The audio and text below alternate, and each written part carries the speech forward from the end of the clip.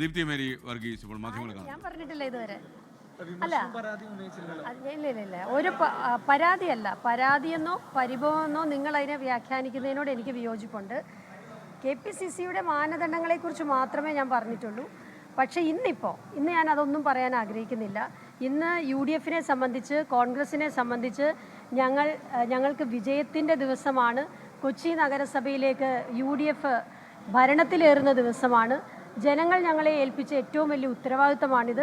ഞങ്ങൾ ഒറ്റക്കെട്ടായി എല്ലാവരുമുണ്ട്, ഘടകകക്ഷികളുണ്ട്, ഞങ്ങളുടെ കൗൺസിലേഴ്സ് ഉണ്ട്, ഞങ്ങളെല്ലാവരും ഒറ്റക്കെട്ടായി കൊച്ചി നഗരസഭയുടെ ഭരണം ഏറ്റെടുക്കാൻ പോവുകയാണ്. അതിന് നിങ്ങളുടെ എല്ലാവരുടെയും സഹകരണം ഞാൻ അഭ്യർത്ഥിക്കുകയാണ്. അല്ല, അതൊന്നും ഇനിയിപ്പോൾ പറയുന്നില്ല. അതൊക്കെ ഞാൻ ഓൾറെഡി പറഞ്ഞിട്ടുണ്ടല്ലോ. അതിൽ നിന്നൊന്നും പിന്മാറിയിട്ടൊന്നുമില്ല. പക്ഷേ ഇന്നത്തെ ദിവസം ഞങ്ങൾക്ക് വിജയത്തിൻ്റെ ദിവസമാണ്. ജനങ്ങൾ തന്ന വലിയ വിജയത്തിൻ്റെ ദിവസമാണ്. അത് ഞങ്ങൾ ഇന്ന് ജനങ്ങൾക്ക് വേണ്ടി ഇന്ന് ഞങ്ങൾ അധികാരമേൽക്കുകയാണ്.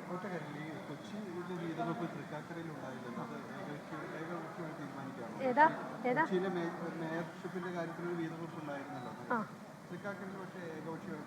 അല്ല, തൃക്കാക്കരയുടെ കാര്യത്തിൽ അത് MLA ഉൾപ്പെടെയുള്ളവർ അത് KPCയുമായി പറഞ്ഞിട്ടുണ്ട്. നമ്മൾ ഒരേ മാനദണ്ഡത്തിൽ വേണം തൃക്കാക്കരയിലായാലും കൊച്ചിയിലായാലും ചെയ്യാൻ.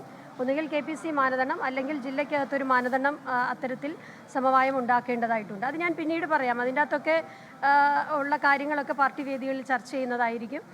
മറ്റൊന്നും പറയാനില്ല.